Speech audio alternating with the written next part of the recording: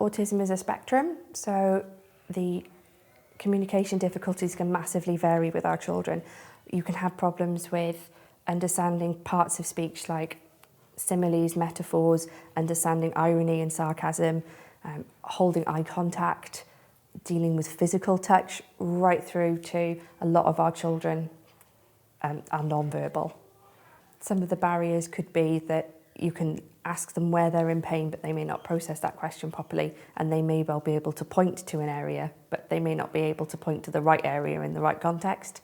And that's where the Show Me Where tool is invaluable for helping them and supporting them. The app is very useful because a lot of our children really enjoy using tablets, and it's a really accessible, easy way for them to be able to use the tool.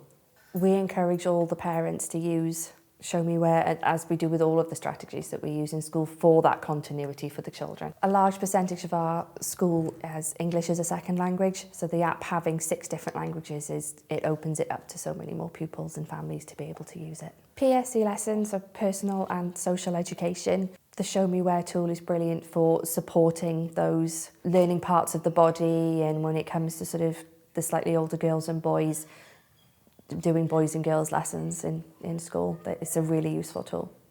The children could become anxious in our health and wellbeing room, but it is a room that they all have access to. They can all just go in, they're very familiar with the environment, and they're familiar with the Show Me Where. It's on the wall there to use, it's on the iPads throughout the school, and they're all familiar with the first aiders' faces. So we do everything we can to lessen their anxiety when they go into that room.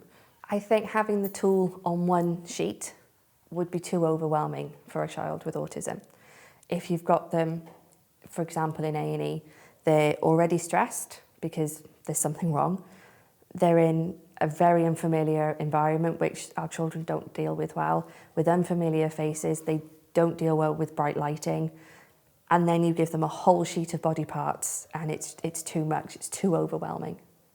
An example of where I've used Show Me Where in school is a child needed to see the GP during school hours. She had to go off-site to the doctor's surgery, so she was already stressed for the reason she had to go see the GP.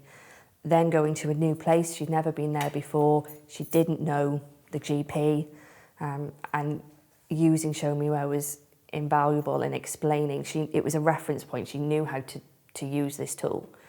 So the GP was able to show her where on her body that she needed to be examined, and she was then able to consent to that. And she was able to do that calmly, with minimal stress. Very often it's the clinician that wants it directly from the child, not through the parent. And Show Me Where is an invaluable tool in letting the child speak for themselves.